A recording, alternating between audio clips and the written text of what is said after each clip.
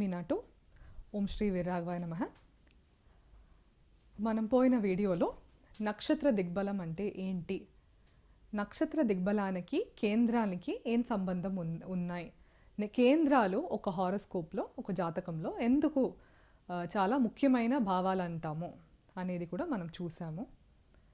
ఈరోజు మనం నక్షత్ర దిగ్బలం ఎలా చూడాలి, ఒక గ్రహానికి వచ్చిందా లేదా అనేది ఎలా చూడాలి, దానికి పరం పూజ్య గురూజీ మీనాటు నక్షత్ర సిద్ధాంతంలో 8 సూత్రాలు మనకిచ్చారు.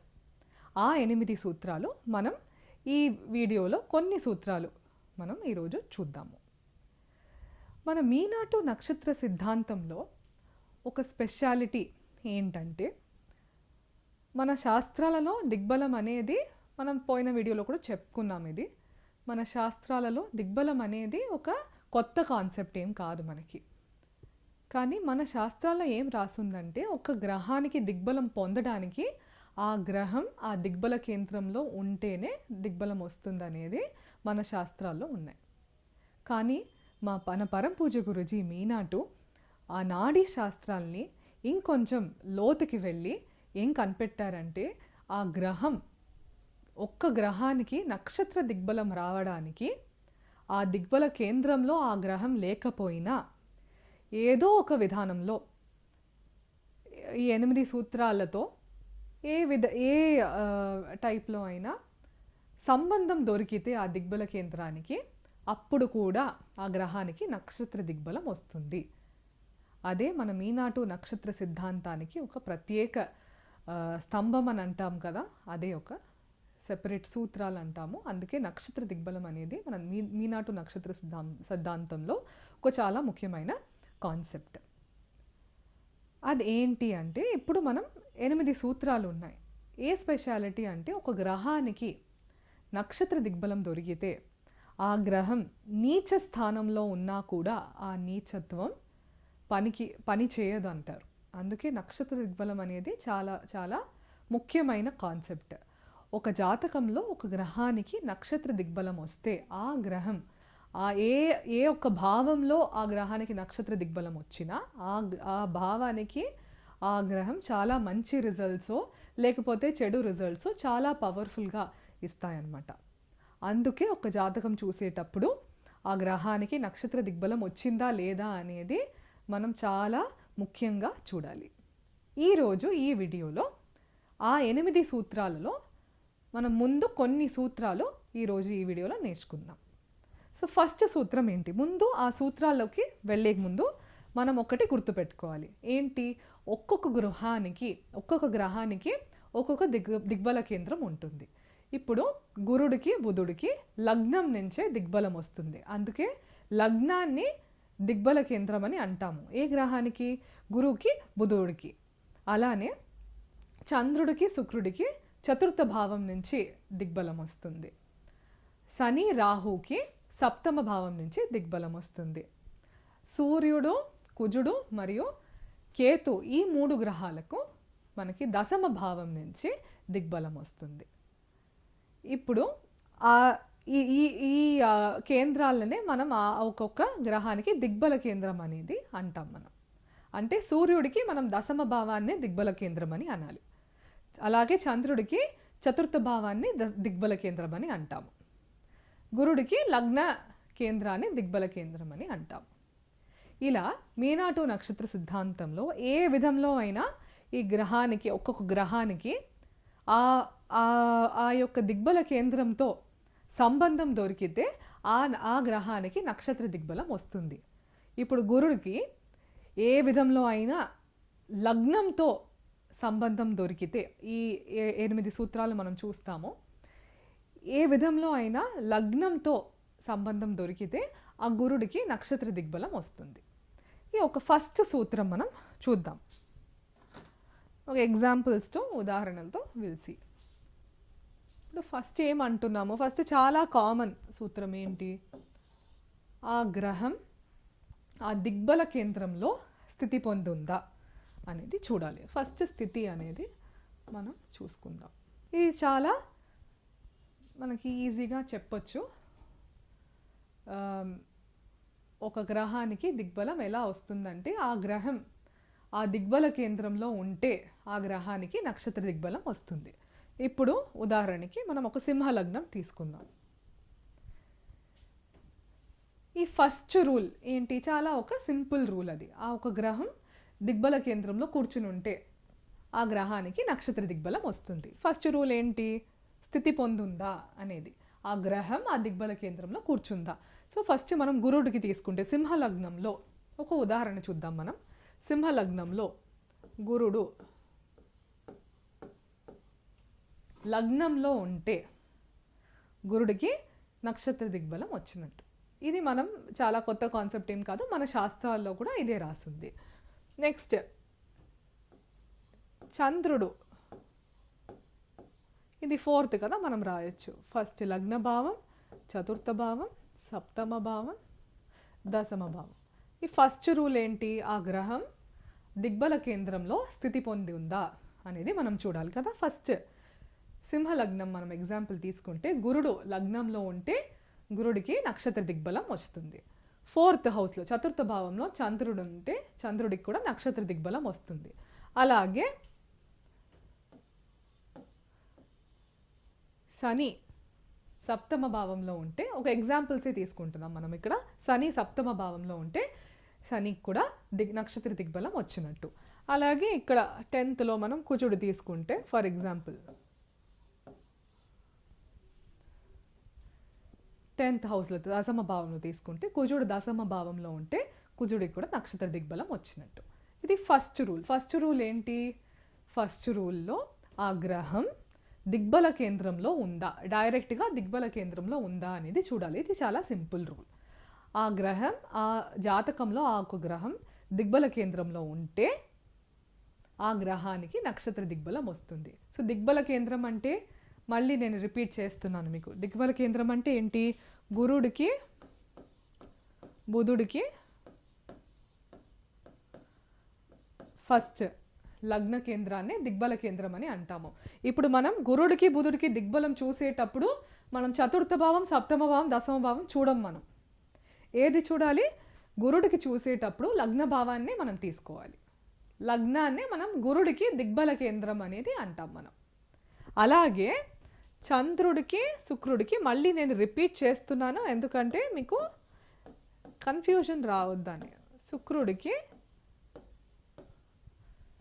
చతుర్థ భావం నుంచి నక్షత్ర దిగ్బలం వస్తుంది. అలాగే మనం శని రాహు తీసుకుంటే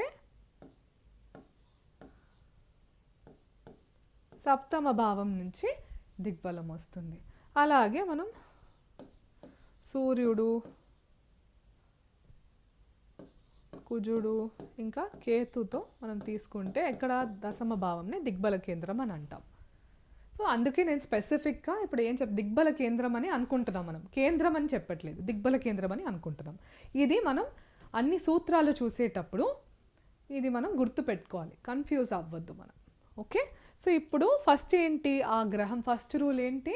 ఆ గ్రహం దిగ్బల కేంద్రంలో స్థితి పొందుందా. చాలా సింపుల్ రూల్ మనం సింహలగ్నంతో చూసుకున్నాం. నెక్స్ట్ రూల్ ఏంటి? సెకండ్ రూల్ ఏంటి?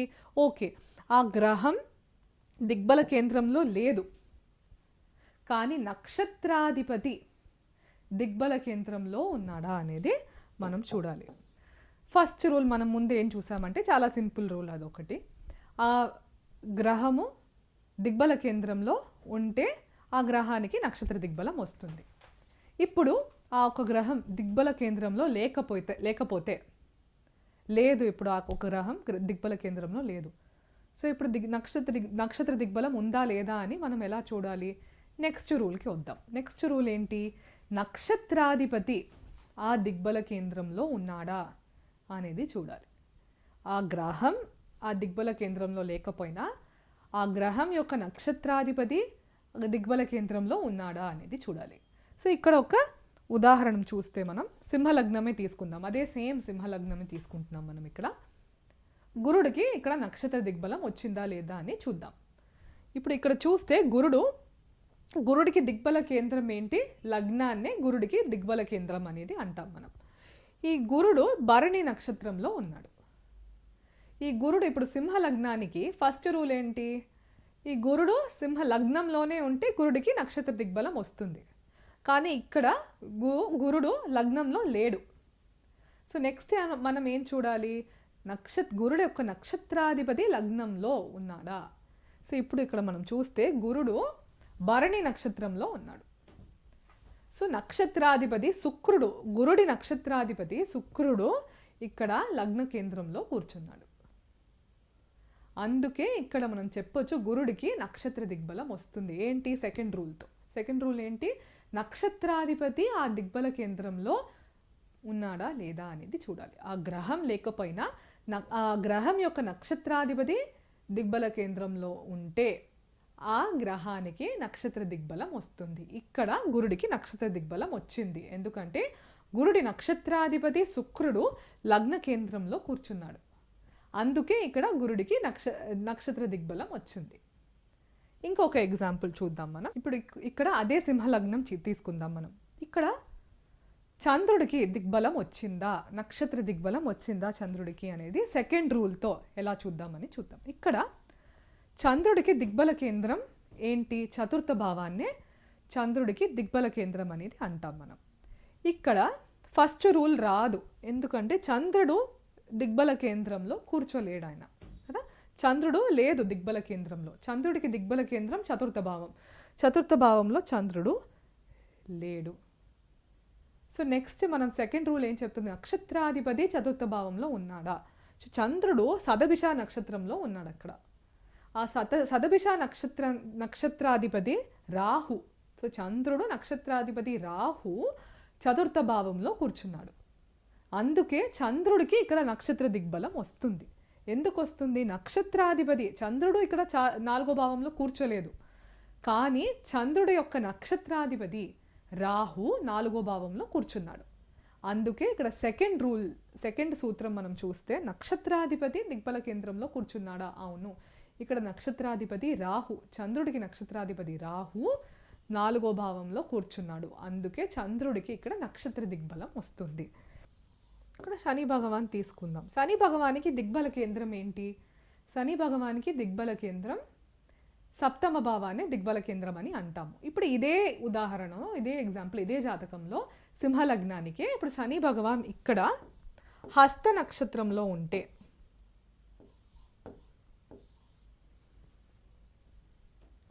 శని భగవానికి దిగ్బలం వస్తుందా లేదా అనేది చూద్దాం. ఇప్పుడు శని భగవానికి దిగ్బల కేంద్రం అనేది సప్తమ భావం. ఇప్పుడు ఇక్కడ శని దిగ్బల కేంద్రంలో కూర్చున్నాడా? లేదు. కానీ మనం సూత్రాన్ని చూస్తే శని అక్కడ సప్తమ భావంలో కూర్చోకపోతే కూడా నక్షత్రాధిపతి సప్తమ భావంలో ఉంటే శనికి నక్షత్ర దిగ్బలం వస్తుంది. ఇప్పుడు ఇక్కడ ఈ సింహలగ్నంలో శని ఇక్కడ హస్త నక్షత్రంలో ఉన్నాడు. సో శని ఒక నక్షత్రాధిపతి ఎవరు? చంద్రుడు. చంద్రుడు సప్తమ భావంలో కూర్చున్నాడు. ఇప్పుడు శని డైరెక్ట్లీ సప్తమ భావంలో కూర్చుంటే శనికి దిగ్బలం వచ్చేది. కానీ ఆయన లేడు. ఎవరు ఉన్నారు ఇక్కడ? శని ఒక నక్షత్రాధిపతి సప్తమ భావంలో ఉన్నాడు.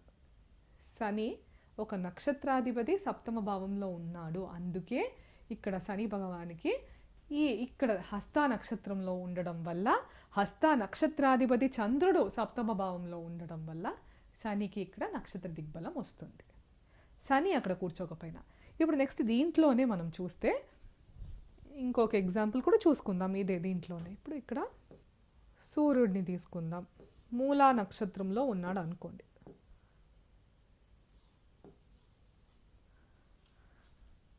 ఇక్కడ సూర్యుడు మూలా నక్షత్రంలో ఉన్నాడు కదా. ఇక్కడ కేతు,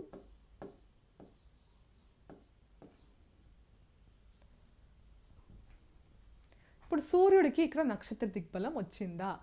ఇప్పుడు సూర్యుడి యొక్క దిగ్బల కేంద్రం దశమ భావాన్ని సూర్యుడి దిగ్బల కేంద్రం అని అంటాం మనం. ఇప్పుడు సూర్యుడు దశమ భావంలో కూర్చుని ఉంటే డైరెక్ట్గా మనం చెప్పేవాళ్ళం అది సూర్యుడికి నక్షత్ర దిగ్బలం వచ్చిందని. కానీ ఇక్కడ సూర్యుడు డైరెక్ట్గా లేడు. అక్కడ దశమ భావంలో సూర్యుడి యొక్క నక్షత్రాధిపతి, సూర్యుడు ఇక్కడ మూలా నక్షత్రంలో ఉన్నారు. సూర్యుడి యొక్క నక్షత్రాధిపతి ఎవరు? కేతు. కేతు అక్కడ దశమ భావంలో కూర్చున్నాడు. అందుకే ఇప్పుడు సూర్యుడికి నక్షత్ర దిగ్బలం వస్తుంది అని అంటాం మనం రెండవ సూత్రం ఏంటి? నక్షత్రాధిపతి దిగ్బల కేంద్రంలో కూర్చున్నాడా? ఇక్కడ నక్షత్రాధిపతి దిగ్బల కేంద్రంలో కూర్చున్నాడు, అందుకే ఇక్కడ సూర్యుడికి నక్షత్ర దిగ్బలం వచ్చింది. ఎందుకు? సూర్యుడి నక్షత్రాధిపతి దశమ భావంలో కూర్చున్నాడు, అందుకే సూర్యుడికి నక్షత్ర దిగ్బలం వచ్చింది. ఇది మన రెండవ సూత్రం. ఇప్పుడు నెక్స్ట్ థర్డ్ రూల్ చూద్దాం. ఇప్పుడు ఫస్ట్ 2 రూల్స్ మనం చూసాం కదా. ఫస్ట్ ఏంటి? ఆ గ్రహం నక్షత్ర దిగ్బలం పొందడానికి ఫస్ట్ రూల్ ఏంటి? ఆ గ్రహం దిగ్బల కేంద్రంలో ఉందా లేదా అనేది చూడాలి. నెక్స్ట్ ఆ గ్రహం లేకపోయినా ఆ గ్రహం యొక్క నక్షత్రాధిపతి దిగ్బల కేంద్రంలో ఉన్నాడా అనేది చూసాము. నెక్స్ట్ మనం ఏం చూడాలి?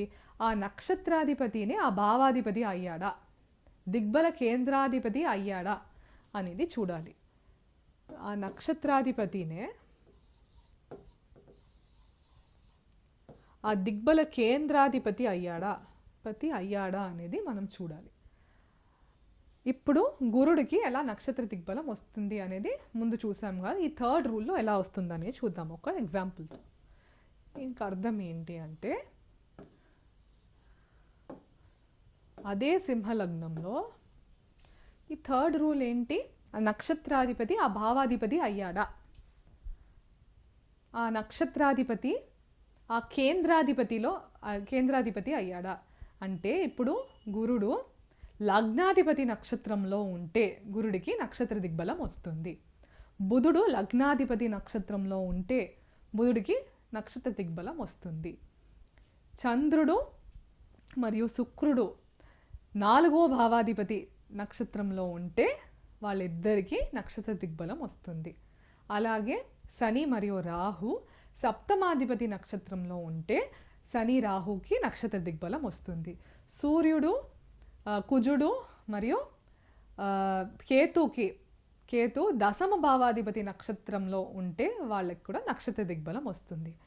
సో ఇలా ఒక ఎగ్జాంపుల్ చూద్దాం. ఇక్కడ అదే సింహలగ్నంలో గురు ఇక్కడ ఉన్నారు అనుకోండి. ఇక్కడ ఈ గురు సింహలగ్నానికి లగ్నాధిపతి ఎవరు? సూర్యుడు. ఇప్పుడు ఇక్కడ గురు లగ్నంలో లేడు, కానీ ఇక్కడ గురు లగ్నాధిపతి నక్షత్రంలో ఉంటే గురుడికి నక్షత్ర దిగ్బలం వస్తుంది. సో ఇక్కడ గురు కృతికా నక్షత్రంలో ఉంటే, గురుడు లగ్నాధిపతి నక్షత్రంలో ఉండడం వల్ల గురుడికి నక్షత్ర దిగ్బలం ఇక్కడ వస్తుంది. సో నక్షత్రాధిపతి ఆ భావాధిపతి అయ్యాడా అనేది మనం థర్డ్ రూల్ చూడాలి. ఇప్పుడు ఫర్ ఎగ్జాంపుల్ ఇక్కడే చేసుకుందాం. ఇక్కడ చంద్రుడు అనుకుందాం.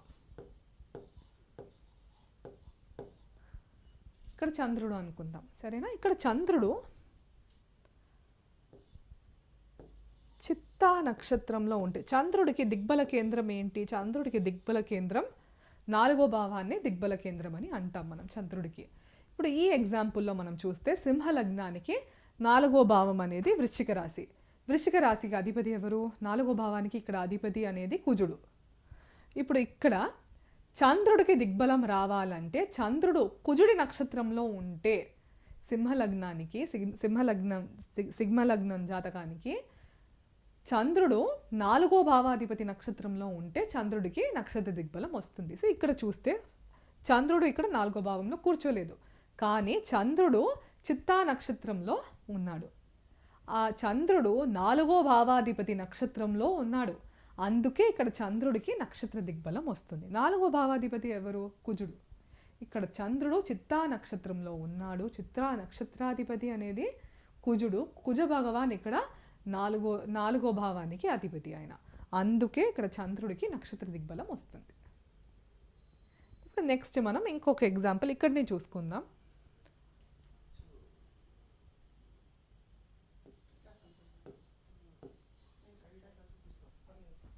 ఇప్పుడు శని భగవాన్ ఇక్కడ ఉన్నారనుకోండి. ఇప్పుడు శని భగవాన్ ఇక్కడ అనురాధ నక్షత్రంలో ఉంటే ఆయన సప్తమాధిపతి. ఇక్కడ సింహలగ్నానికి శని భగవానే సప్తమాధిపతి. సో ఇక్కడ శని భగవానికి ఇక్కడ వచ్చిందా నక్షత్ర దిగ్బలం వచ్చిందా లేదా అనేది థర్డ్ రూల్లో ఎలా చెప్దాం మనం. ఇక్కడ శని భగవాన్ అనురాధ నక్షత్రంలో ఉన్నాడు. శని భగవాన్ సప్తమాధిపతి నక్షత్రంలో ఉన్నాడు. శని భగవానికి దిగ్బల కేంద్రం అనేది సప్తమ భావాన్ని దిగ్బల కేంద్రం అంటాము. ఇక్కడ శని భగవాన్ సప్తమ భావాధిపతి నక్షత్రంలో ఉండడం వల్ల శని భగవానికి ఇక్కడ నక్షత్ర దిగ్బలం వచ్చింది. సరేనా, ఇప్పుడు నెక్స్ట్ ఎగ్జాంపుల్ తీసుకుందాం. ఇక్కడ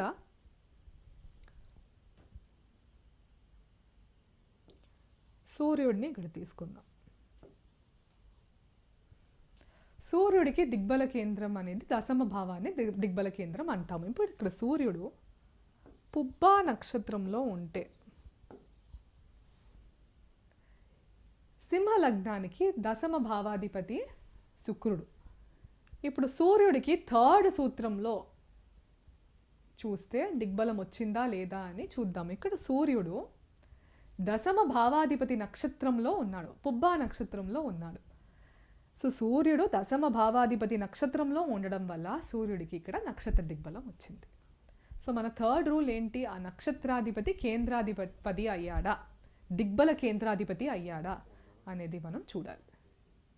సో ఇక్కడ మనం చూడండి, ఇక్కడ మనం 4-5 ఎగ్జాంపుల్స్ చూసాము. ఇక్కడ గురుడికి, చంద్రుడికి, సూర్యుడికి, శని భగవాన్కి అందరికీ ఇక్కడ నక్షత్ర దిగ్బలం వచ్చింది ఈ ఎగ్జాంపుల్తో. సో ఈరోజు మనం 3 సూత్రాలు చూసాము. మొదటి సూత్రం ఏంటి? ఆ గ్రహం ఆ దిగ్బల కేంద్రంలో స్థితి పొంది ఉందా అనేది చూడాలి. ఇప్పుడు గురుడు లగ్న కేంద్రంలో ఉంటే, గురుడు బుధుడు లగ్న కేంద్రంలో ఉంటే గురుడికి బుధుడికి నక్షత్ర దిగ్బలం వస్తుంది. అలాగే మనం అన్ని గ్రహాలకి చూడాలి. అదే మనకి మొదటి సూత్రం. సెకండ్ ఏంటి? రెండో సూత్రం ఏంటి? ఆ గ్రహం ఆ దిగ్బల కేంద్రంలో లేకపోయినా నక్షత్రాధిపతి, ఆ గ్రహం యొక్క నక్షత్రాధిపతి ఆ దిగ్బల కేంద్రంలో స్థితి పొందాడా అని మనం చూడాలి. ఇప్పుడు ఫర్ ఎగ్జాంపుల్ ఇక్కడ మనం గురుడికి ఇక్కడ చూసుకున్నాం ఉదాహరణలో. గురుడు ఇక్కడ భరణి నక్షత్రంలో ఉన్నాడు. గురుడు లగ్న కేంద్రంలో లేకపోయినా గురుడి నక్షత్రాధిపతి శుక్రుడు లగ్న కేంద్రంలో ఉన్నాడు. అందుకే ఇక్కడ గురుడికి నక్షత్ర దిగ్బలం వచ్చింది. మన థర్డ్ సూత్రం ఏంటి? నెక్స్ట్ సూత్రం ఏంటి? ఆ నక్షత్రాధిపతి కూడా కేంద్రంలో లేకపోయినా ఆ గ్రహం ఆ దిగ్బల కేంద్రాధిపతి నక్షత్రంలో ఉన్నాడా, అంటే నక్షత్రాధిపతి కేంద్రాధిపతి అయ్యాడా. అంటే ఫర్ ఎగ్జాంపుల్ గురుడు లగ్నాధిపతి నక్షత్రంలో ఉన్నాడా, సూర్యుడు దశమాధిపతి నక్షత్రంలో ఉన్నాడా అనేది చూడాలి మనం. అలా ఉంటే ఆ గ్రహానికి నక్షత్ర దిగ్బలం వస్తుంది. ఇక్కడ కూడా మనం ఎగ్జాంపుల్ తీసుకున్నాము. సింహలగ్నానికి సూర్యుడు పుబ్బా నక్షత్రంలో ఉన్నాడు. సూర్యుడు దశమ భావాధిపతి నక్షత్రంలో ఉండడం వల్ల సూర్యుడికి ఇక్కడ నక్షత్ర దిగ్బలం వచ్చింది. ఇదే మనం చూసింది 3 సూత్రాలు చూసాము. ఇలాగే 8 సూత్రాలు ఉన్నాయి. మనం నెక్స్ట్ వీడియోలో ఇంకొన్ని సూత్రాలు చూద్దాం. జై మీనాట్.